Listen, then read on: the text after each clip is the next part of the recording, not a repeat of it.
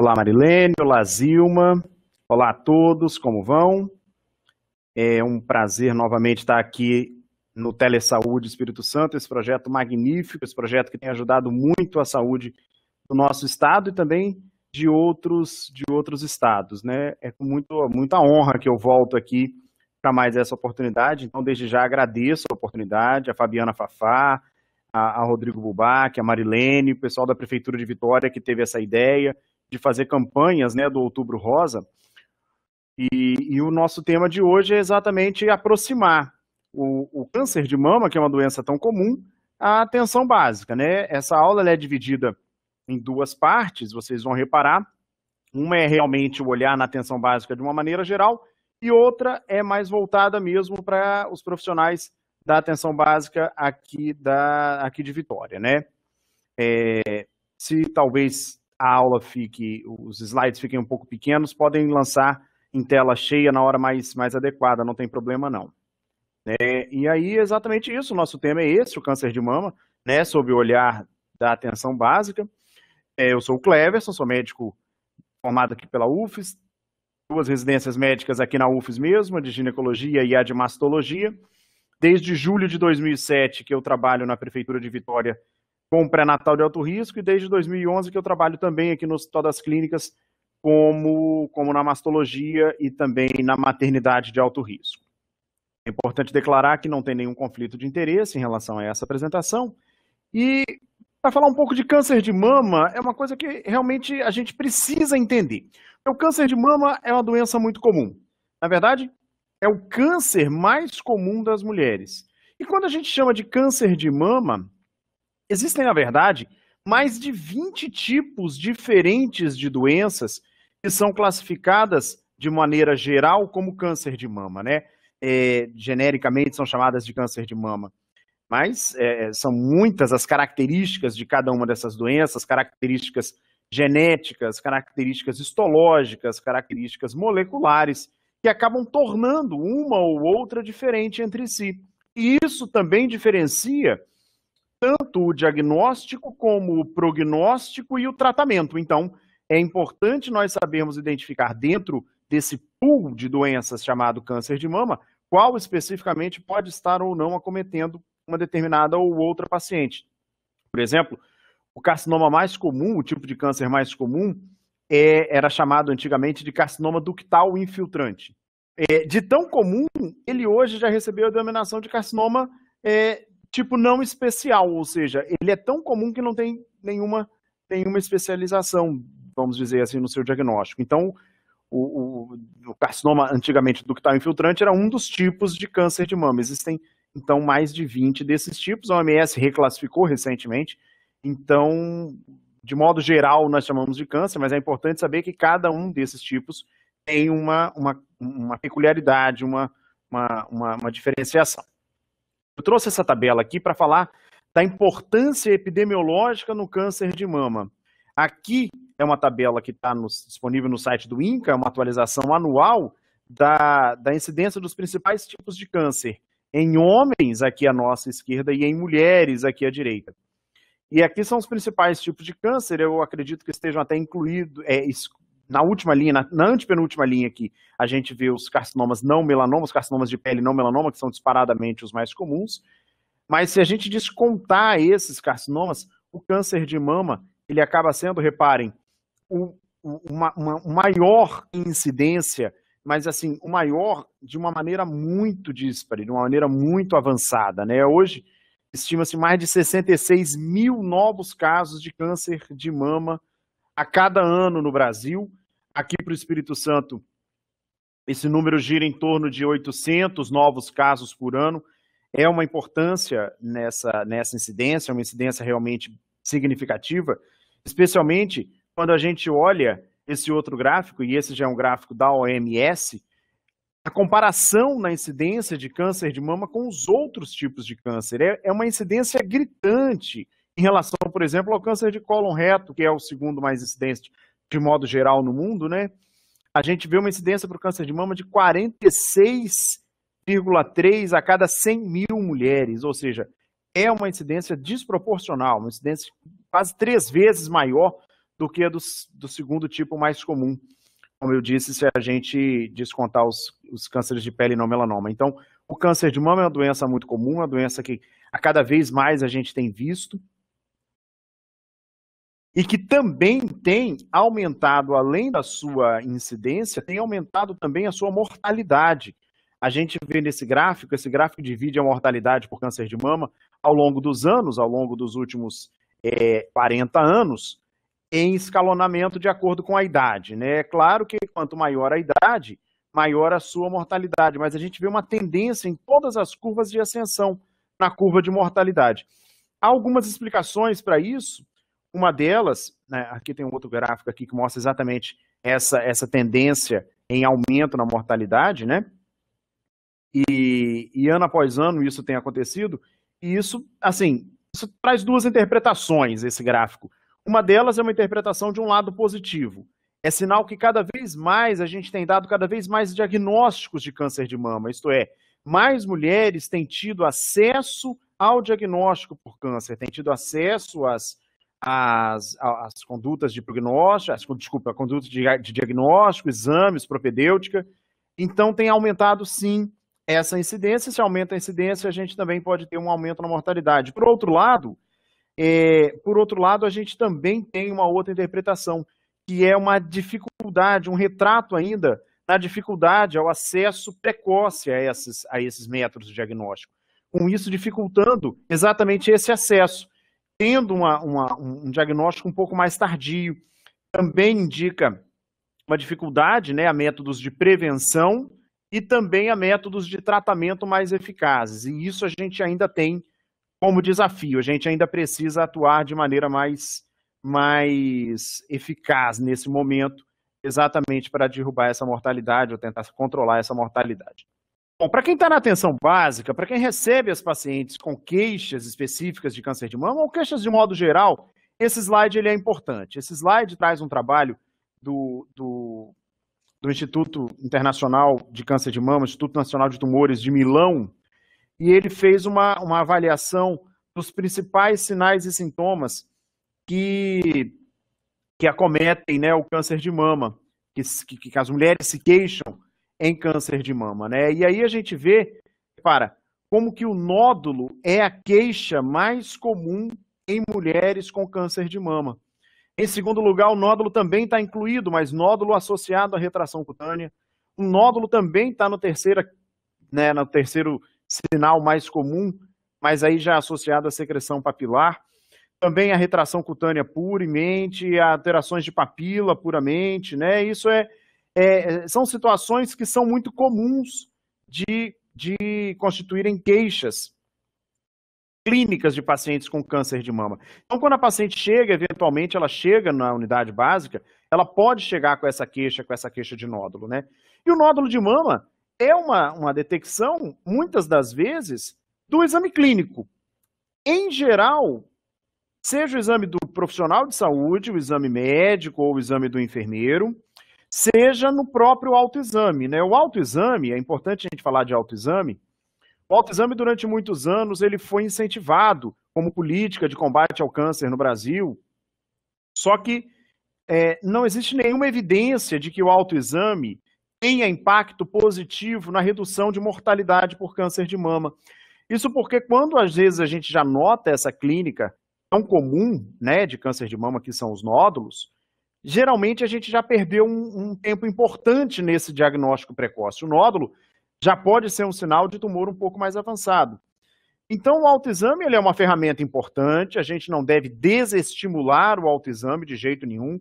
A sua recomendação por nós, profissionais de saúde, tem que ser mantida, a fim de que a paciente se conheça, de que a paciente conheça seu corpo, de que a mulher conheça seu corpo, entenda o funcionamento do seu corpo e saiba identificar prontamente quando algo sair do normal, né, quando algo acontecer.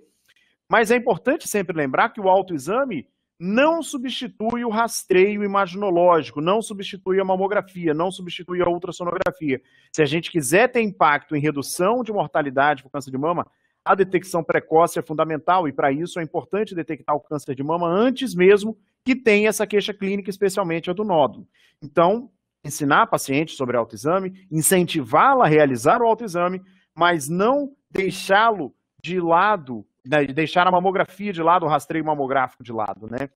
E aí, também é interessante falar sobre esse slide, que esse casamento entre a mamografia e o exame físico do profissional de saúde, ele é importante. Ou seja, o exame físico na hora da consulta, seja a consulta ginecológica, seja a consulta clínica por queixa, ele também é importante. Essa associação mamografia com o exame físico, ela é muito, muito eficaz na detecção precoce do câncer de mama. E isso no exame clínico, no exame físico, seja feito, como eu disse, seja feito pelo médico mastologista, que está num nível de atenção mais avançado do que o nível primário, seja pelo médico, seja pela enfermeira, seja pelo profissional de saúde que foi treinado para fazer esse exame clínico das mamas, né, na hora que a paciente chegar. Então, vale a pena fazer esse treinamento de equipe, vale a pena ter a equipe bem treinada e bem integrada nessa estratégia de associação exame físico, exame de imagem na detecção precoce do câncer de mama. Isso é, sim, capaz de reduzir mortalidade por câncer de mama. Bom, quando a gente tem que começar um atendimento de uma paciente em mastologia, é importante a gente atentar para alguns dados que podem fazer muita diferença na hora da construção do raciocínio clínico. Então, a anamnese de mastologia, ela tem algumas peculiaridades. A gente começa, claro, pela identificação adequada de paciente, a gente questiona sobre a data da última menstruação, se essa paciente estiver no menacme, a menstruação mais recente, se essa paciente já estiver em menopausa, a idade da menopausa. Isso é importante porque um dos fatores que influenciam no câncer de mama é o tempo de exposição ao hormônio estrogênio. A gente sabe que a menopausa tardia e a menacme precoce tem uma tendência de aumentar o risco de câncer de mama. A paciente deve ser questionada quanto ao método contraceptivo utilizado atualmente, especialmente se for um método hormonal, a idade em que houve a primeira menstruação, a idade da menarca, a história obstétrica dessa paciente é importante, quantos partos, quantos abortos, com qual idade, a história de amamentação para essas pacientes, já que a amamentação é um fator protetor de câncer de mama, tem que ser detalhado, o número de vezes que amamentou e o tempo de cada uma dessas amamentações. O uso de hormônios femininos, seja para terapia de reposição hormonal, seja para contracepção, seja para algum outro intuito, o uso de hormônios femininos, por quanto tempo, qual dose, qual hormônio. História de cirurgias mamárias com os seus diagnósticos, isto é, apenas dizer que operou da mama é muito superficial. A gente precisa saber o que houve nessa cirurgia. Se houve uma lesão benigna, simplesmente, ou se havia alguma lesão de alto risco, alguma lesão precursora, se foi somente uma cirurgia plástica ou se tivemos algum achado nessa cirurgia. História familiar de câncer de mama e outros tipos de câncer também, especialmente câncer de ovário, mas não somente, né, para a gente tentar fazer uma associação familiar. E também hábitos de vida, hábitos alimentares, hábitos de modo geral dessa paciente. Então, a anamnese de mastologia, ela tem essa peculiaridade. Depois de realizar a anamnese, o exame físico é o próximo passo. O exame físico da mama, ele é realizado basicamente em 4 tempos. Aqui estão os 4 tempos principais. O primeiro deles é esse slide, esse quadro aqui à esquerda alta, em que a gente faz a inspeção estática. O que é a inspeção estática? É o momento em que a paciente está com o tórax despido, e aí um profissional faz uma avaliação geral em relação à simetria das mamas, em relação à procura de alguma alteração, por exemplo, de tamanho, ou de forma, ou de coloração entre as duas mamas, alguma alteração de pele, alguma retração, algum abaulamento, cicatrizes. É a hora em que a gente vai comparar uma mama com a outra realmente e ver se tem alguma coisa que foge da realidade. Após esse primeiro momento, o segundo tempo é a inspeção dinâmica. A gente, no mesmo instante, a gente pede a paciente para elevar os braços acima da cabeça, de modo a fazer o repuxamento, elevamento dos ligamentos mamários. Se houver alguma área de retração de pele ou de retração de parênquima mamário, essa manobra ajuda a realçar uma retração de mamilo, uma retração de pele. Então, a inspeção dinâmica consiste da mesma inspeção estática com os braços acima da cabeça. Nesse terceiro momento aqui, que é embaixo à esquerda, ainda com a paciente sentada, o profissional vai palpar as axilas dessa paciente. O movimento é exatamente esse que vocês estão vendo aí. O profissional sustenta o braço da paciente e com a outra mão ele pressiona o oco axilar de encontro às costelas, para tentar encontrar nesta área, atrás do músculo peitoral, repare, entre o músculo peitoral e o gradil costal, aqui por trás mesmo, tenta a palpação de quê? De linfonodos. Linfonodos são importantes porque se houver eventualmente alguma alteração das mamas, algum câncer de mama efetivamente, o primeiro sítio de disseminação é para as axilas. Então, esse tempo de palpação das axilas, ele é importante, ainda feito com a paciente sentada, e depois, num quarto tempo, já com a paciente deitada e com os braços acima do ombro, pode ser sobre a cabeça, ou pode ser com os braços estendidos acima, ocorre a palpação. Na palpação, o profissional vai procurar algum nódulo, alguma área de espessamento, alguma área mais dolorida, alguma área que tenha alguma situação, né, discordância entre as mamas e entre as áreas da mesma mama. Por fim, nesse mesmo tempo, ele pode fazer a expressão mamilar, a gente viu, que descarga papilar, secreção mamilar, é uma queixa muito comum também presente em doenças de mama, seja doença benigna, seja em câncer de mama. Então, esses 4 tempos, quando bem treinados, o profissional da unidade básica consegue realizar com certeza, com firmeza. Mas, se a gente quer mesmo diminuir câncer de mama, essa associação entre o exame físico e a mamografia, ela é importante. Mamografia nada mais é do que uma radiografia das mamas, tomadas basicamente em 2 incidências, uma médio-lateral, em que a mama é comprimida num corte sagital, e a gente tem a incidência da mama direita e da mama esquerda, e também a incidência crânio-caudal, em que é feito um corte transversal das mamas. Hoje em dia existem basicamente 4 tipos de mamografia: a analógica convencional, a digital CR, a digital DR e uma mais recente chamada de tomossíntese. Não importa o tipo de mamografia que se faz, o importante é realizar.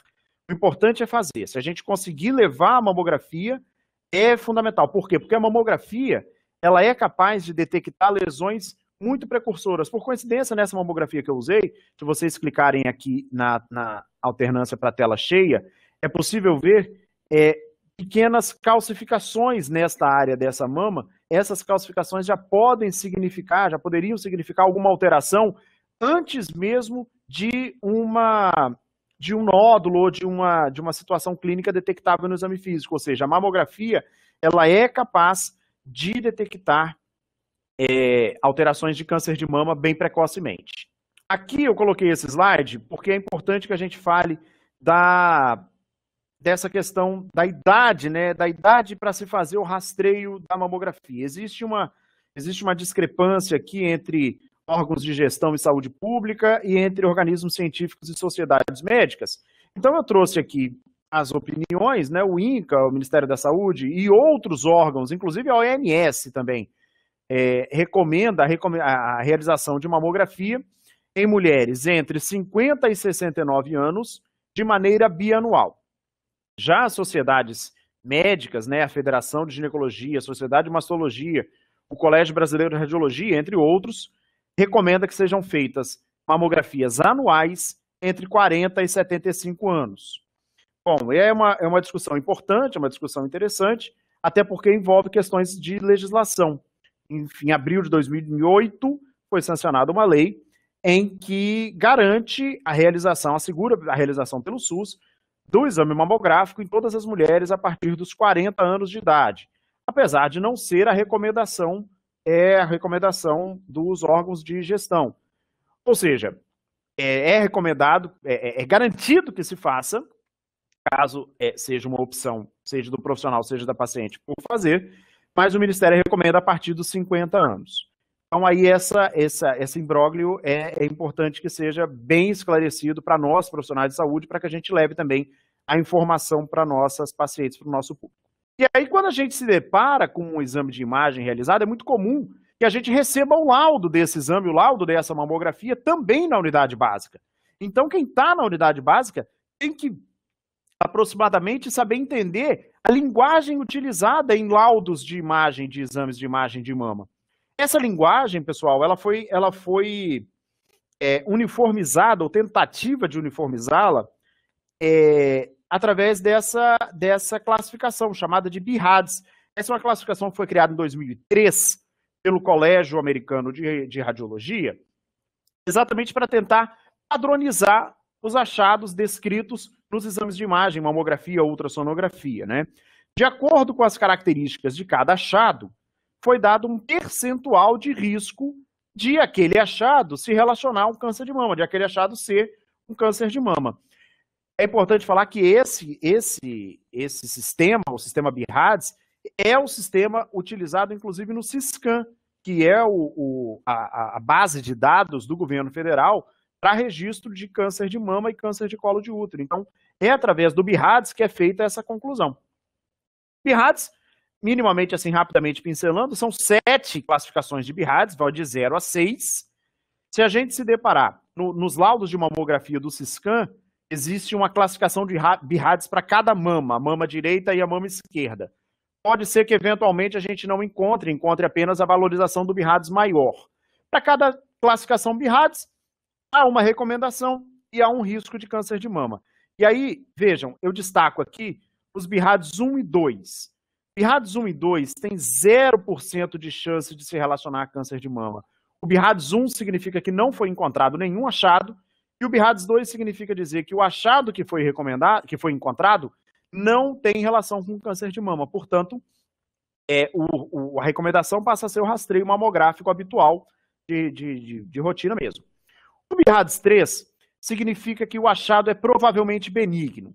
O BIRADS 3 tem até 2% de chance de estar relacionado a um câncer de mama. Então, esses casos valem a pena encurtar o intervalo na realização de um novo exame, seja mamografia, seja ultrassonografia. E até o BIRADS 3 é possível de fazer esse acompanhamento na atenção básica. Já a partir do BIRADS 4, essa paciente deve ser referenciada para um serviço de atenção intermediária. Por quê? Porque o BIRADS 4, ele já exige um exame de biópsia. A gente já precisa de uma abordagem histopatológica ou citopatológica daquela lesão, porque o risco de estar relacionado a um câncer de mama aumenta. E aumenta entre 2% e 10% no BIRADS A, até quase 95% no BIRADS 4C. O 4A vai de 10 a 2, o 4B de 10 a 50 e o 4C de 50 a 94%. Já se o BIRADS for classificado como 5, aí a chance de malignidade é muito alta. Essa paciente precisa ter uma biópsia o quanto antes para poder dar um diagnóstico para ela o quanto antes. O caso de BIRADS 6 é mais raro, é mais difícil da gente encontrar na atenção básica. O BIRADS 6 significa aquela paciente que já foi diagnosticada com câncer e está fazendo o exame só para estudo, só para documentação, avaliação pós-tratamento, algo assim. Então, na atenção básica, a gente vai encontrar muito. O BIRADS 0, que eu acabei passando, não falei, o BIRADS 0, que é quando aquele teste, aquele método, mamografia, seja qual for o ultrassom, não foi suficiente para detecção, para confirmação do risco do câncer. Em outras palavras, aquele método foi inconclusivo, então é preciso um novo método. 1, 2 e 3 a gente acaba acompanhando muito na unidade básica, na atenção básica. O outro exame de imagem que é interessante da gente mencionar, a ultrassonografia. A ultrassonografia, ela em parceria com a mamografia, ela tem garantido para aquelas pacientes que têm indicação uma redução na mortalidade, especialmente aquelas pacientes cuja mamografia é classificada como BIRADS 0, também naquelas pacientes que têm uma idade muito jovem, que a mamografia não tem uma sensibilidade tão boa, a ultrassonografia também é indicada. E também é importante dizer que a ultrassonografia é um exame que também está assegurado pelo SUS, numa lei recente, agora tem 9 meses, não, um pouco menos, foi de março de 2020, março de 2020 tem uma lei que foi garantido o acesso à ultrassonografia naquelas pacientes que têm mamas densas, que têm necessidade de complementação. É um exame acessível, é um exame barato, a ultrassonografia. O problema é que é um exame altamente examinador dependente. Então é importante que a gente tenha qualidade nessa realização, qualidade do exame, qualidade do material, né, do equipamento. E, eventualmente, naquelas pacientes que têm BIRADS 4 ou 5, a biópsia pode ser necessária. A biópsia de mama, existem várias formas de ser realizada. Aqui eu coloquei uma imagem de uma biópsia por agulha, chamada de coribiópsia, mas a biópsia pode ser aberta em centro cirúrgico, a biópsia pode ser ambulatorial, pode ser por um fragmento ou por uma punção aspirativa. Essa biópsia ela vai ser indicada de acordo com o tipo de achado, o tipo de alteração que a gente vê no exame de imagem ou no exame clínico daquela paciente, se é uma lesão palpável ou não, se é uma lesão suspeita, mais suspeita ou não, a biópsia ela pode ser lançada à mão. A biópsia é uma ferramenta já de média complexidade, né? E aí, uma vez diagnosticado o câncer de mama, o tratamento ele é necessário. Basicamente, o tratamento de câncer de mama é baseado nessas quatro etapas. Hoje em dia já se associa à imunoterapia também, mas ainda para casos muito específicos. Basicamente, a cirurgia de câncer de mama, que tem sido cada vez minimamente invasiva, cada vez mais restritiva, mais conservadora. Antigamente era uma mastectomia radical, hoje em dia cada vez menos a gente lança a mão da cirurgia radical. A quimioterapia, que é a que a gente trouxe aqui na imagem, que é a infusão de medicações para controlar ou para combater células metastáticas, para diminuir a recorrência à distância da doença. A radioterapia, que pode ou não ser uma opção, depende de cada caso, como eu falei lá no primeiro slide. A radioterapia tem função de controle local da doença, então é feita irradiação direto da mama, e se necessário também da axila. E a hormonoterapia, para alguns casos, aqueles casos em que o tumor pode ter uma influência dos hormônios femininos, a hormonoterapia pode fazer esse bloqueio, pode fazer esse controle. É importante notar que cada paciente tem o seu tratamento individual. Isso não repercute necessariamente em prognóstico ou em sobrevida, né? O tratamento ele varia de caso a caso. Eventualmente tem pacientes que não fazem quimioterapia, já outras têm que fazer, mas não fazem a radioterapia. Algumas têm que passar por mastectomia ainda hoje, outras não precisam. Então, a individualização do tratamento é importante. Às vezes a gente recebe na atenção básica pacientes que já passaram por esses tratamentos ou que já estão na hormonoterapia, que é um tratamento mais longo, é praticamente uma profilaxia e não um tratamento. Essas pacientes, eventualmente, a gente vai acabar encontrando nas nossas unidades de saúde. Bom, gente, isso sobre câncer de mama, de maneira geral, na atenção básica. Agora, como eu falei, a segunda parte é uma parte extremamente didática para quem está aqui na rede pública de Vitória, na atenção básica de Vitória, em que a gente trabalha com a Rede Bem-Estar. Rede Bem-Estar é o nosso sistema de prontuário eletrônico, e eu trouxe aqui um detalhamento de como fazer a solicitação especificamente da mamografia nesses casos de rastreamento. Eu sugiro que seja alternada a apresentação para a tela cheia, para que a gente consiga ver com mais detalhes. E aí a gente consegue, é uma maneira muito intuitiva, muito tranquila, a gente clica aqui na aba requisição. Quando a gente fizer clique na aba requisição, a gente vai escolher a parte de encaminhamento, e logo a seguir da parte de encaminhamento, essa janela será aberta, essa pequena janela aqui. Nessa pequena janela, a escolha vai ser por especialidade, encaminhamento para regulação municipal.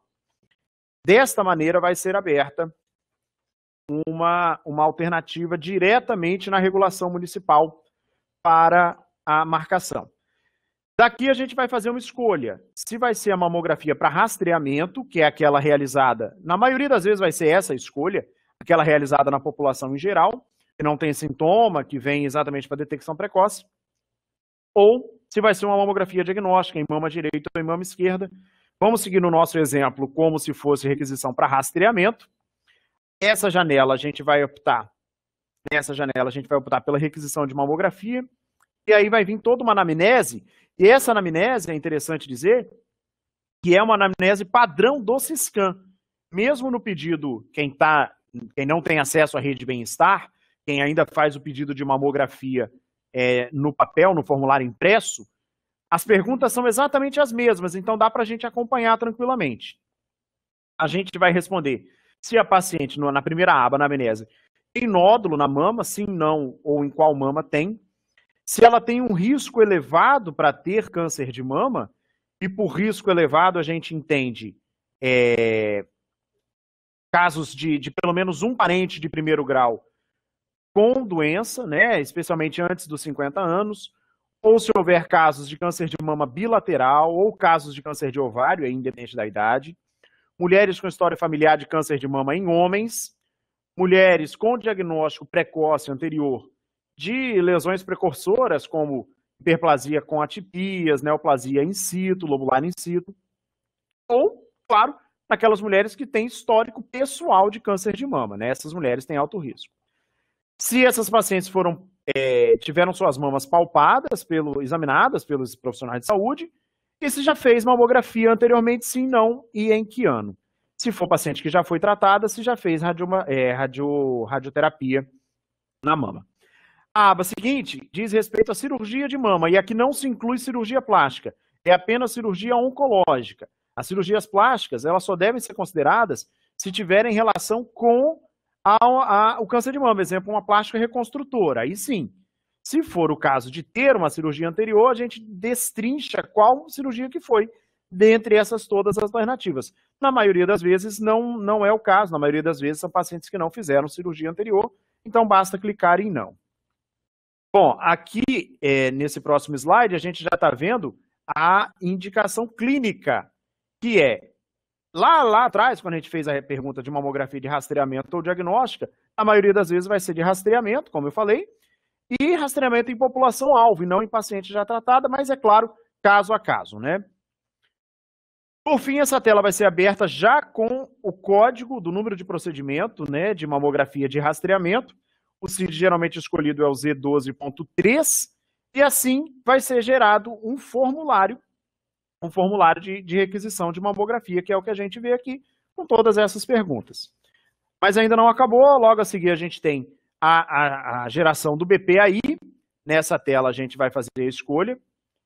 Muito simples, muito rápido, rastreamento de câncer de mama em caráter eletivo, e rapidamente vai ser gerado o BPAI para essa paciente. Aqui em Vitória, todo esse sistema é eletrônico, isso já vai diretamente para a regulação, e a paciente já vai ser avisada da data da sua marcação. O Siscan já é alimentado também nesse momento.